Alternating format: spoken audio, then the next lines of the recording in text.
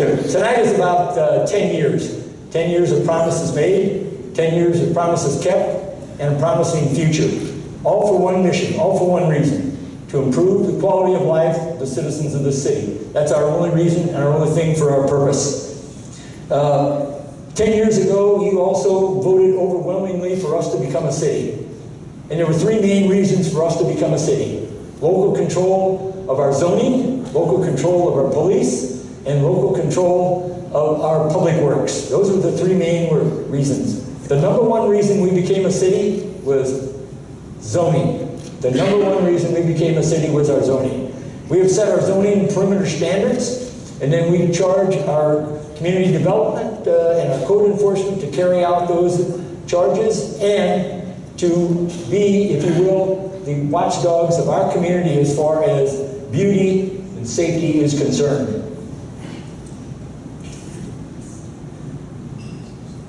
Our theory in code enforcement is pretty simple. We try to ask you, we try to coerce you, whatever it is, to doing what is right.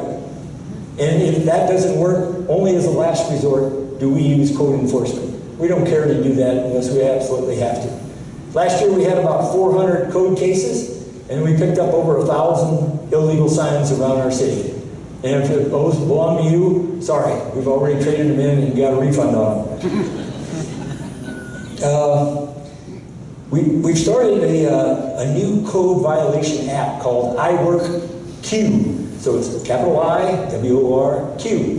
And what that is that is an app that you can tap on your little phone and you can report code code violations that you see around the town. First day we had quite a few of them. I was interested in that, and I even knew some of the names of the people that were putting them forth. And kind of expected that too also. But it's a really good app. It increases our citizens. It makes our citizens, if you will, part of the eyes and ears of our code enforcement team. That's what it really does. In the first 4 weeks, we solved 59 of the 62 items that were there in a very sharp manner. So it's working, and it's working quite well. And ladies that have chainsaws, we're especially watching out for them. There's one of them right over here. I don't know what he's talking about. The Dunwoody Village overlay. Okay, we heard what you said about it. You wanted some change, so we took a look at it. And what our charge was to our committee, with the input we had from our citizens from various sources, if you will, online, and also from community meetings, was to don't throw out the Dunwoody Village overlay, but fine-tune it so that it can be adjusted and taken into account and really give some flexibility for any construction that goes on in the future. Our purpose with this is onefold, is to attract and retain good businesses in the Dunwoody Village area for the future.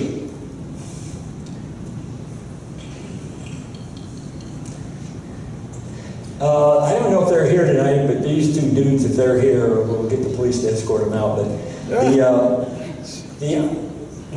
got a couple guys that call What's Up Dunwoody. And this guy named Matt and Justin. I mean, these are a couple of strange guys, but they might be here tonight. But their whole aspect for the Dunwoody Village is to have a patio rooftop. That's a patio rooftop. There's people that like it. You must be relatives. Okay, Matt, where you at? Justin, where are you two guys at? Well, stand up over here. Look at this. You guys look pretty good tonight. Your wives must have cleaned you up. That's really you really improved your image here with me. I'll tell you that right now. You know, I'll tell you one thing. You better watch it. These guys are going to have an IPO one of these days. They are going to be the Mark Zuckerberg of Dunwoody one of these days. So keep an eye on it. We're going to be wealthy and hanging it out there. This last year, our zoning and permitting is what I call was attacked. It was attacked by two bills that were companion bills in the House and the Senate, HB 302 in the House and Senate Bill 172 in the Senate. And basically what both of those bills did was they were going to strip our ability to control our zoning and permitting, and with a standard set statewide that was less than what our standards were. I think local control, like I said before, is one of the reasons we became a city. And definitely this would have taken our local control away from us in this area, hands down. The good thing about it, it came out, the final solution was, it came out better than we thought. With the help of our lobbyists, Connect South, with the help of our staff, our city council, and you, the citizens, who got a hold of your representatives, like this gentleman right here at this table, and talked to them. We also talked to all the committee members that were on the committees that these bills were assigned to. And the final result was that we stopped either one of those, both of those bills, sorry, from getting onto the House or the Senate floor. I think there's a lot of credit to go around here tonight, and really, one of the things some people say, well, there's 7 of you, why don't you go do that? Well, let me just tell you, the voices of 1,000 is better than the voices of 7. And that was one of the key things that I think carried the day. I want to acknowledge Mike Rolinski right here. I don't think Sally's here tonight, our Senate Representative, Sally Harrell. They both supported us in our efforts to kill these bills. But I just want to tell you one other thing. Next year is another year. And for some odd reason, these bills have a way to kind of come out of the dust like the phoenix, if you know what I mean. And now, about our police.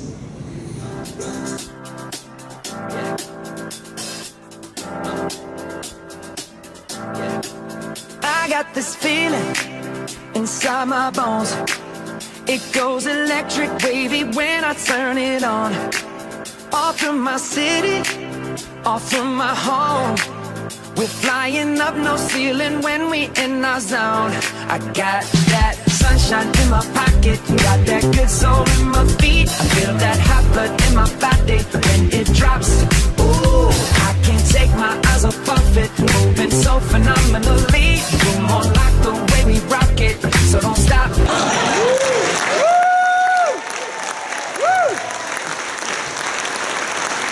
Well, you gotta love that, folks. You gotta love that. We had over 100,000 views on that already, so of course all of us viewed it about 10,000 times, so we don't want to look like a bunch of smucks or anything like that, if you know what I mean. But, you know, I've given our police force a title, and there's some of them right back here, and the other ones we got in plain clothes are probably sitting next to you out here somewhere. But that title is second to none.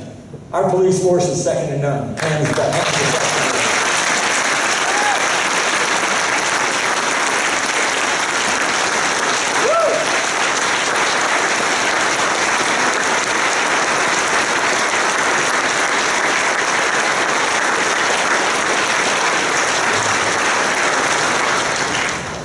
You know, from our chief all the way down to our junior person, our police force is outstanding, strictly across the board. They know, I know, the citizens know that as long as they're doing what is correct, we got their backs. We don't care what it cost us or anything else. We got their backs. And that's the way the police forces should be across this nation, by the way.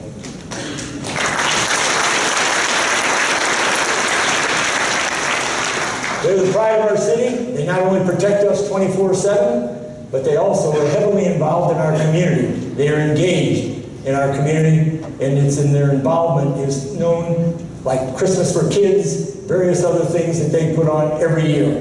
They are really involved in the community, not only protecting us, but engaged and involved in other community efforts in our community. We have this year, we have several of our police officers that have received a graduate and undergraduate degree with the help of our tuition assistance that we have here in the city. Next year, we have 6 more already enrolled.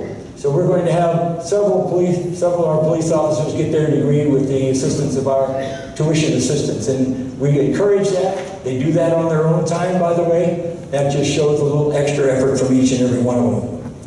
Our officers also save lives with the use of AEDs, Narcan, and also the CPR.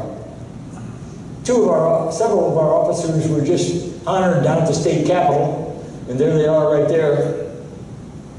Who's that guy in the middle? In the state capitol down there, and 2 of them are with us tonight that helped save lives. One of them is Sergeant Cheek.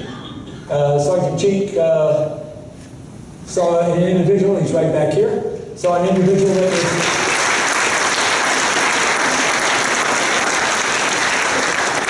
he looked like he wasn't doing well, and Sergeant Cheek realized, right, he might be on some of that funny stuff. So he got a Narcan supply and came out and revived him.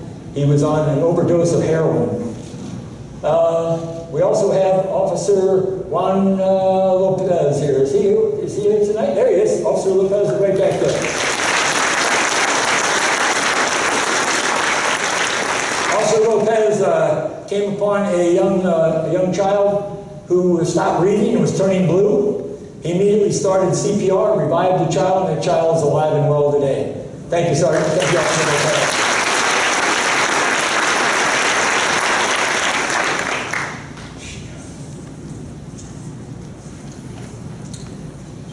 Now, if you look at the screen here, we have,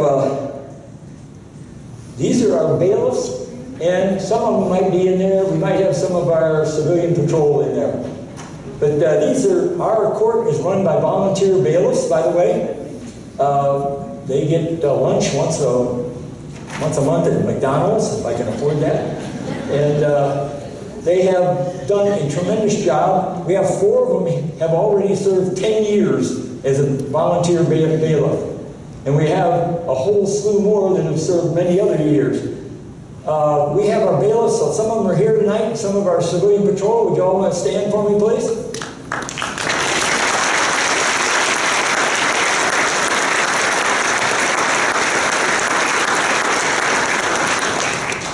You know, our bailiffs, we don't know exactly since the time when we started, because we were using stubby pencils the first 3 years. We couldn't afford computers. And, but since 2013, those bailiffs have provided over 11,000 hours of volunteer work. And our civilian patrol has provided over 5,000 hours of volunteer work, and they've only been in existence of 3 years. So I tell you folks, the civilian patrol acts as a force multiplier for our police. That's what they actually do. They do a lot of the work. They can't make arrests, but they do a lot of the other work around our whole city here, and they are really awesome. Herman Baumbeck, and you know, I saw that, my wife gave me this, but they said one time that volunteerism shows the core of a nation. So all of you that are volunteering every day for us, thank you.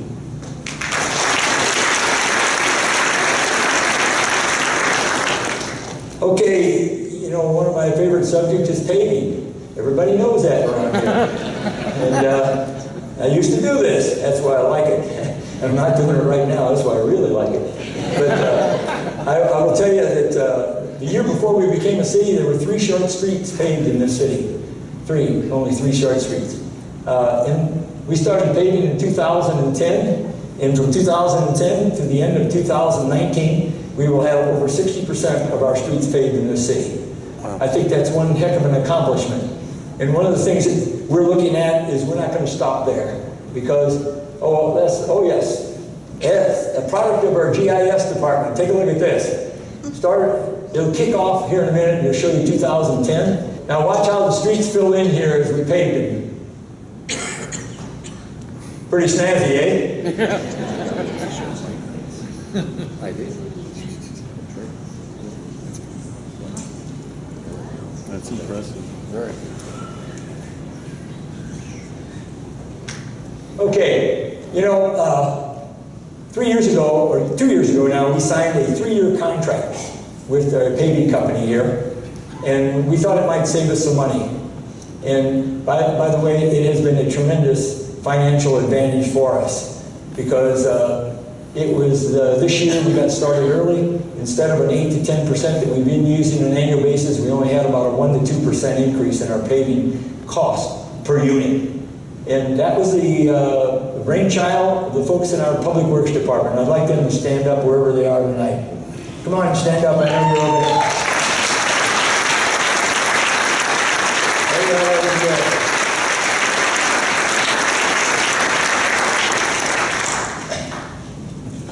But you know, we pave 60% of the streets. The only problem with that is 40% still need to be paved. And I can tell you that if anybody comes up to me and says, you know, my street needs pavement, my first question is, has your street ever been paved since we became a city? And they say, no, it hasn't. You know what I say? You're right, your street does need pavement. There's no argument from me whatsoever on that issue. Next year, council, get ready. I'm going to ask you for about a 10% bump in the budget for paving next year to accelerate our paving process. So now you know. Talk about sidewalk. Those are the 40% that don't have their street paved. Those are the ones that we're clapping over there. Our sidewalks, we put in over 12 miles of sidewalks since we became a city. And we just finished the project there on your right. We filled the gap over on Peachtree Industrial Boulevard on the sidewalk there. As you know, that's a pretty heavy traffic area over there. So that's a great safety item for our pedestrian traffic. And the other thing is that we are continuing to put in sidewalks around the city as needed. We have a priority to put them in, you know, main thoroughfares, walk to school, and then after that, whatever is going, whatever is next.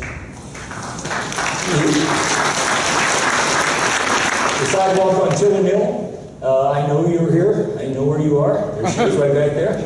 The sidewalk on Tilly Mill that runs from Womack over to North Peachtree, that will be starting pretty soon. We've got a couple more folks that we have to kind of get to get the right-of-way acquisitions. But after that, it will be started. Okay, yeah, I know who you are, Cheryl. Okay, intersections. We've got a couple intersections. First of all, the intersection over at, this is the intersection in North Peachtree, Peeler, and Tilly Mill. And that has been a huge success for us. It has alleviated a lot of the traffic mitigation, and it has made the place safer. It took a while to make, but there it is. Now let's talk about the next intersection. And the next intersection is the one that you see out there that the Reverend McLaughlin talked that the Lord already knows about. And that's this one right here. And that's the one at Mount Vernon, Vermac, and Manhasset. And what you're seeing right there is a drone view about last week. As you can see that we just put up the new stoplights and poles and everything, all the wires are gone. And then you can see the initial paving there on going down on Manhasset. So that intersection, if Godspeed, Reverend, we need a weather prayer. We will have that done by the first day of summer, right, John? Okay, good. The intersection that was supposed to be started this year got pushed back to next year. That's because we're working on the intersection over at the new Austin School, and that's going to cost us about $1.3 million. That intersection also affords the entryway there, not only for the Austin School, but also for our Dunwoody Nature Center, and also for our Dunwoody Park. So now, the one that was in 2019, which is, if I remember right, it's the one over on Chamblee, Dunwoody, and Spalding. That will be started next year in 2020. Okay, we've tried to work on our crosswalk system and our crosswalk enhancements. There's some guinea pigs crossing the street right there.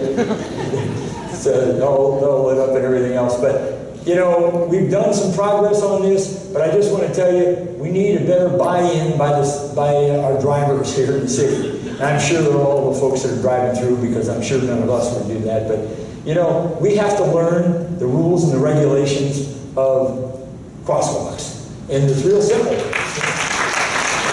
Thank you. If somebody's in the crosswalk, you got to stop. That's rules of the game. So what we're going to do here is we're going to put out an educational video on crosswalk etiquette. How's that for a big word? And it's going to be an educational thing. We're going to give it wide dissemination, and it's going to be real good. It's going to be put out by our police department and our public works team over there. Public works, there's a lot of them. There's 2 of them. So. I'm sorry, public relations, not public works. Close, huh? You thought you were going to have to pave. I know you did. Since last year, we've opened up our traffic management center. Boy, that's a big time. It's over in City Hall. In that traffic management center, all the stoplights in the city are connected to that, except 5 of them, which are on the other side, and the cost got a little bit heavy for them.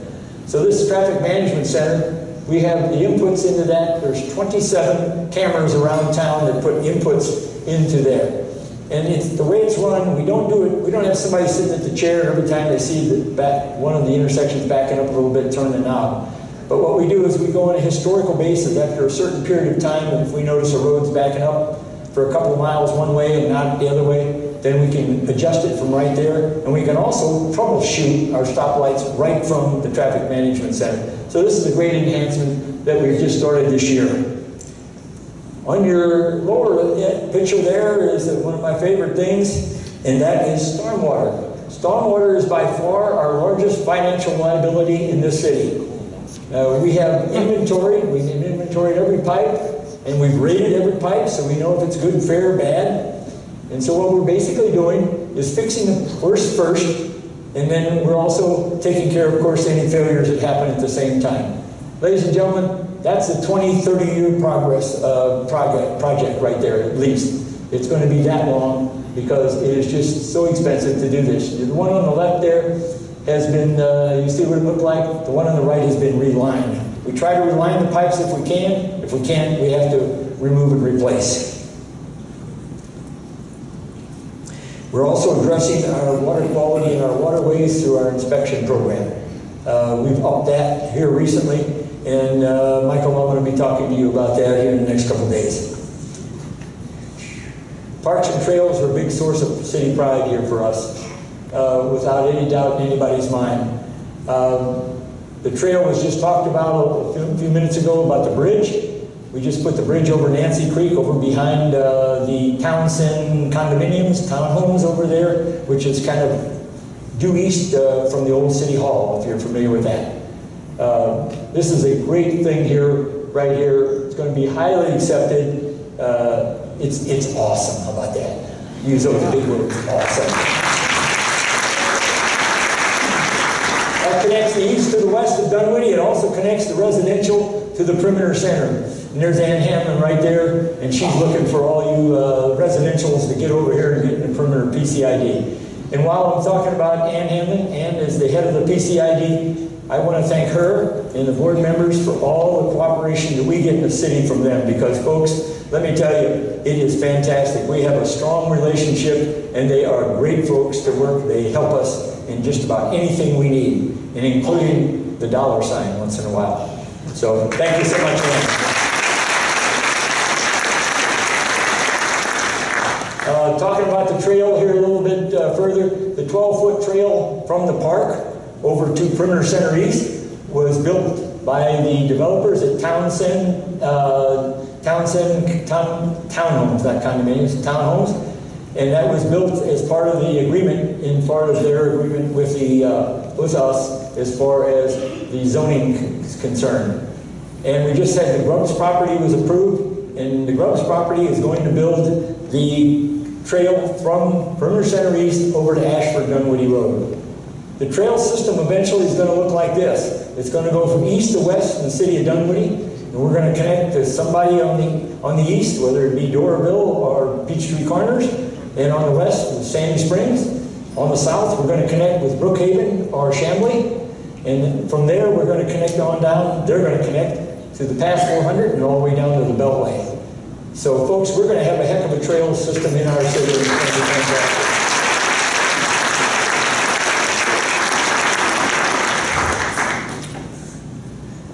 We built 3 new parks since we've been here. 3 new parks. They're public parks, by the way.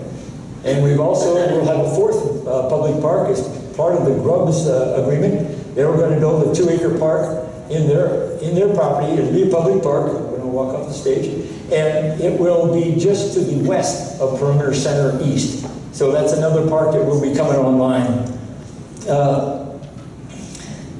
One of the things we want to do is make sure our parks are for everybody, all age groups. That's one of the things we keep a focus on, so it's just not for the young, the older, or whatever, but everybody has a piece of the pie in our parks. The Dunwoody Nature Center, in cooperation with us, there's the new North Pavilion there. It's beautiful.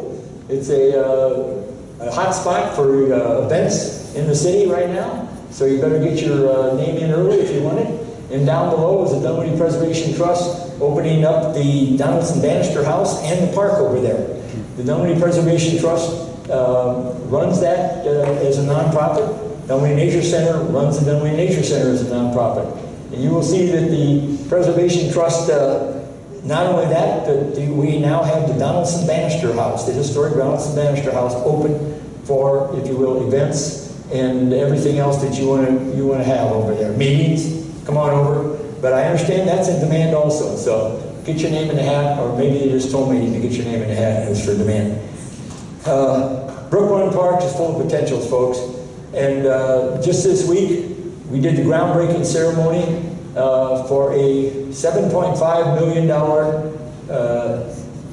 enhancement, if you will, build out of the Brook Run Park, not Dunwoody Park, Brook Run Park. We did that, by the way, with money without incurring any debt in a pay-as-you-go system. And let me just tell you for sure, you guys in the podcast can type this down. Man, you even got a tie on tonight. You're really looking swanky. I think we're going to do that, and did that with our money, internal money. I don't like debt. I don't like bonds. I don't like any of that stuff. And so it's a key to us as our citizens that what we've done with the money that we get in the tax rate that we have. This will include 2 multi-purpose fields. It will also include a great lawn with a band shell. It'll also include restrooms. It'll also include a picnic pavilion. It'll also include, hope I don't forget anything here, a couple other things. Oh, did I say restrooms? Did I say parking? And also an entryway off of Barclay Avenue. But this is going to be beautiful. And Reverend, we need another weather prayer. Okay. We hope to have this done by the end of the year. That depends upon Mother Nature, of course.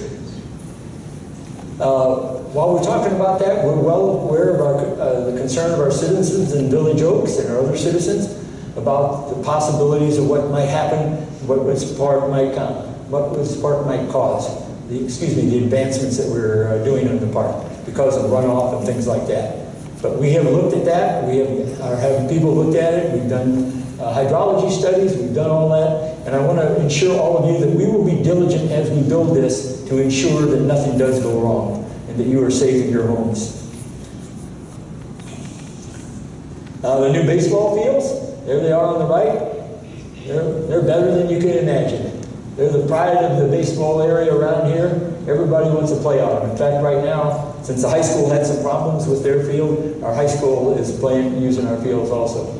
But those fields are strictly awesome, and people that are using them come up to you and say, "How'd you guys do this?" And they used to tell me they're from New York. I said, "You guys got more money than us, so don't tell me how we did it."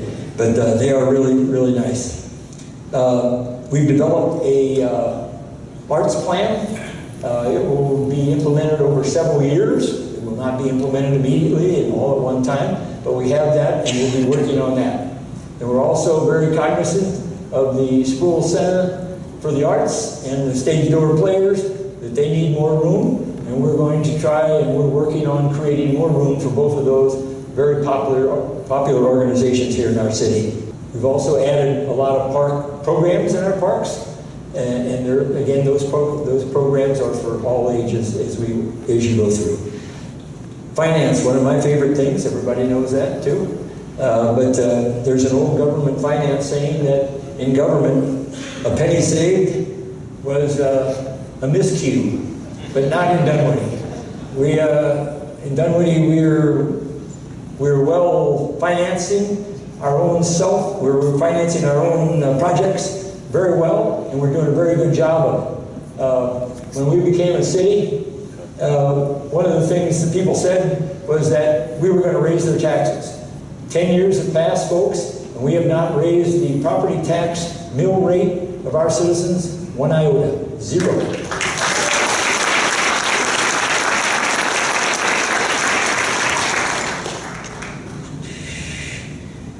We also have 4-month operational reserve, and right over there on the right is Chris Pike and our city manager, Eric Clinton, receiving the Certificate of Achievement of Excellence for Financial Reporting. Now, I just want to tell you, folks, that's the 9th year in a row we've got that award. So, who's here from the finance department? Who's over? Everybody stand up over here. You all deserve the credit. And we continue to rely on our private vendors. who are several of the sponsors here tonight, to provide us with excellent personnel, to provide you, the citizens, with excellent service. And they are really good. And I will tell you that one of the things that we are amazed here is with, we started this on day one when we became a city, because I was the guy that was negotiating with the vendors, and we told them, you know, we may work for Chuck Buttons. I'm sorry that you have to, but some people have to work for him. But Chuck, are you still there? He's a Braves fan too. But you might work for Chuck Buttons, but when you come in here, you immediately, your shirt and your hat should say Dunwoody, and that's what you are. And let me tell you, we are extremely fortunate to have the quality of individuals on our staff that we have. So give them a hand, please.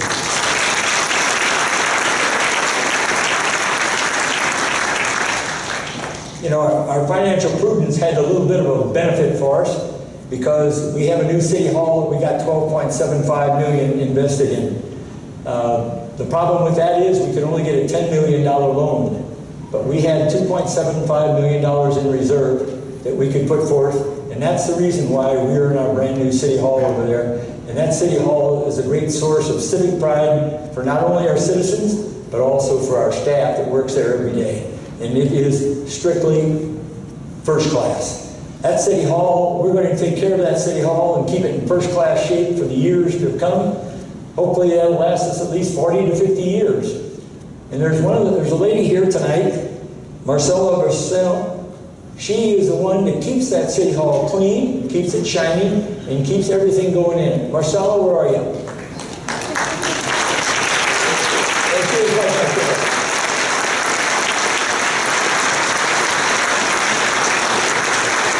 Everybody's important in Dunwoody. Everybody's important. And that lady's more important than probably I am.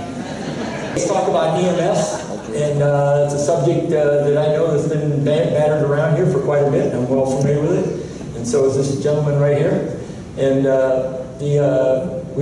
our citizens were concerned about some EMS as far as response times, as far as what type of vehicles were here, as far as where the vehicles located, can you track them, etc. Back in October, we started a direct conversation between myself and the CEO, Michael Thurman, and thank you, sir. And we went through that and went back and forth several issues, if you will. Negotiations, if you get everything you want, it's not negotiations, it demands. So we were in negotiations. And on October 30th, 2018, we signed an MOU that enhances the amount and the quality of EMS service for our citizens across the spectrum here in this city. And I think that's one of the things, because of you, because of your negotiation, because of you standing up, we've got it. And I appreciate that very much, and so do the citizens of the city. So thank you, sir.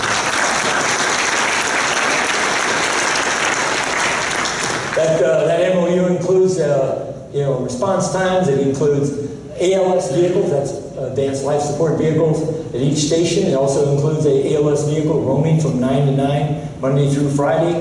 It includes where the vehicles are located, tracking capabilities, and everything else. Now here's something, the RFP went out on this, and there were some mumbles in the streets and in the press and various other places. But I just want to point this out, and I think it's very important that you read it. This MOU shall be effective for 1 year term and shall be automatically renewed for successive annual terms.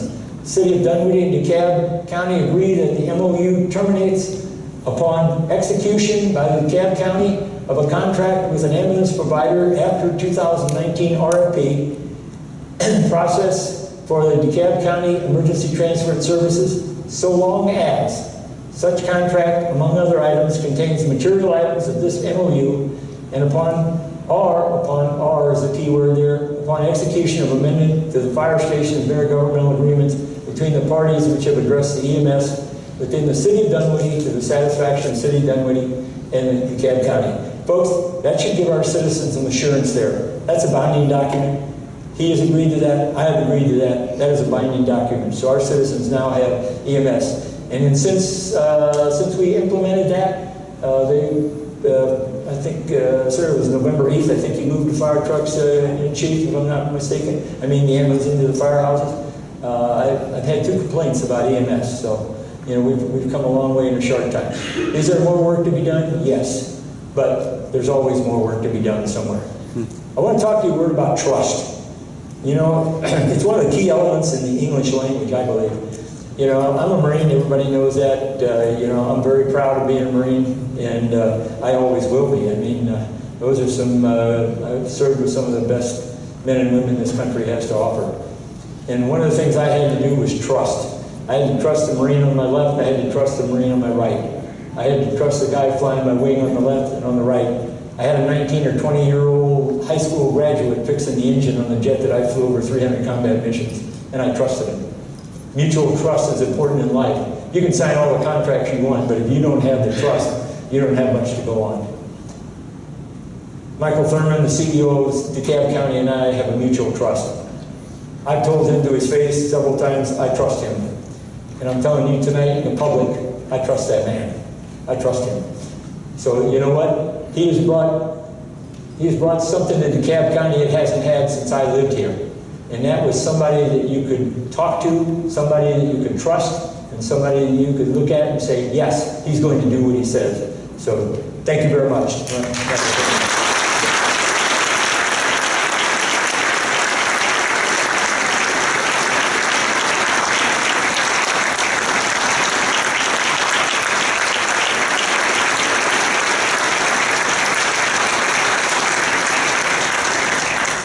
Just to put a little bit more in his resume, he's the man that rescued DeKalb County Public Schools. If you remember, they were just about to go south, and he came in, and I don't know how they talked him into getting the job. They must have caught him when he was on a weak moment or something, but he's the man that rescued DeKalb County Schools. I guess I better talk about the Top End 285 project real quick. The Top End 285 project is managed lanes. It's going to be managed lanes. It's programmed to be managed lanes from I-285 on I-20 East, I-285, I-20 West.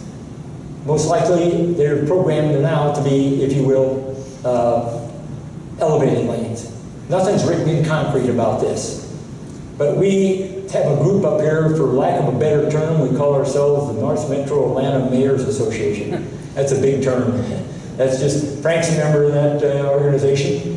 And we are looking at mass transit on I-285 from, if you will, 85 to I-75. And we have had a study done, we paid for a study, and that study came up with the facts that basically the best alternative for us, if we can do it, is rubber tire rapid transit. Rubber tire rapid transit because of cost, basically. $480 million for that. Light rail is $1.5 to $2 million per mile. Heavy rail is $2.5 to $3.5 million per mile. So the cost factor is there. Right now we're doing a study on ridership. Because, you know, unlike the ball fields in Iowa, if they build it, they will come. This way, if we know they're going to come, we'll build it. So we're turning the horse around a little bit there. But I really do think that what this study comes out with, if it proves that people will ride these rubber tire rapid transit, and we don't know exactly where they're going to get on and get off. They're going to be on the managed lanes, by the way. But the whole idea is maybe, just maybe, this is going to come to fruition. And if the ridership shows a positive, if it shows, you know, we're not going to ride it, well, that's the end of the story. If it shows a positive input, then the heavy lifting starts, because we got to pay for this. And it's not in GDOT's budget, it's not in the federal's budget. And I'm looking at Ann Hanlon over here and I'm thinking, Annie, do you know I'm going to be coming to see you? But how that's going to be a real heavy lifting. That's going to be a tough nut to crack, let me just tell you, paying for that. What do I think about the managed lanes? I think, you know, eventually there's going to be managed lanes here coming here. They're going to be elevated lanes, 2 lanes going north, east, 2 lanes going west. That's what it looks like right now, but that's not written in concrete. Again, there's still a lot of things to be decided on this. We are very cognizant of our citizens and our businesses that are close to this. And we will try to alleviate as much of the pain as we can for you. And with all honesty, there's going to be a little bit of pain there. And if you don't believe it, you can go up 400 tomorrow morning and see what's going on up there. But hopefully, To sit here and not do anything is not the way to go. So somewhere along the line, we have to enhance the way we get people around. And I know, you know, as my friend told me, a neighbor told me down here when I came down here, he went to Georgia Tech, and he said, you know, Danny, says, I hope you do take that MARTA, and that way I'll be able to drive my car. So, and I've heard that before, by the way.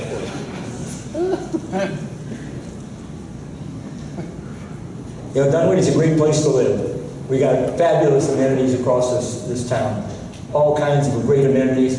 We've got, we've got great restaurants. We've got new and innovative restaurants. One of the new restaurants is the Nancy's Pizza. Hobnob is another one.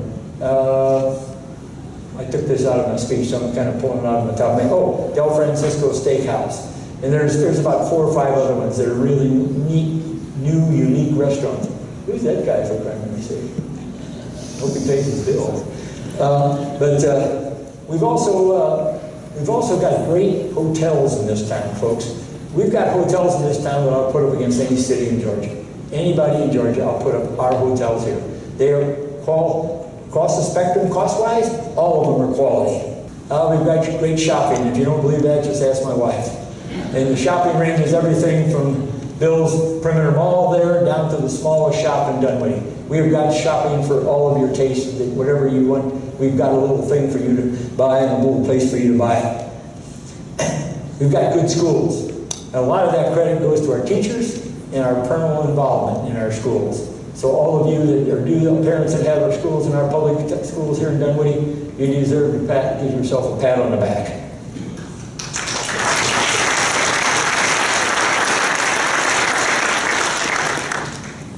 We've got great places to worship all across this town. Great places to worship here in our city. And the big factor we have in our city is we've got the greatest citizens in America right here in Dunwoody, Georgia. So here's to you.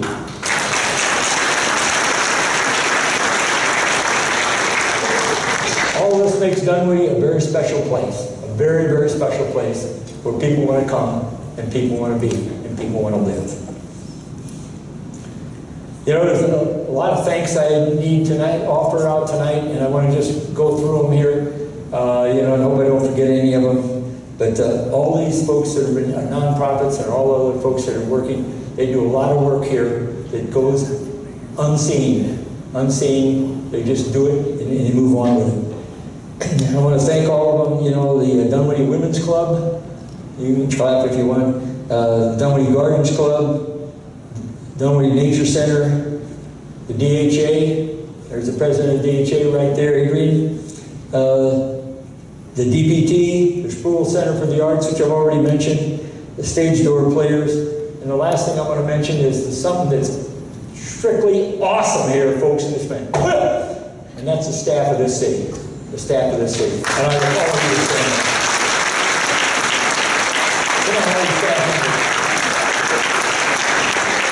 Right over here is our city manager, the guy that makes it go, Eric Clinton, right there.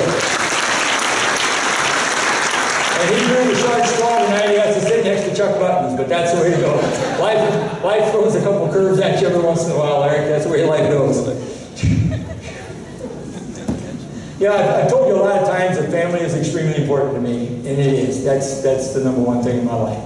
And you know, I have a Shortle family, I have a Dunwoody family, and I have a Marine Corps family.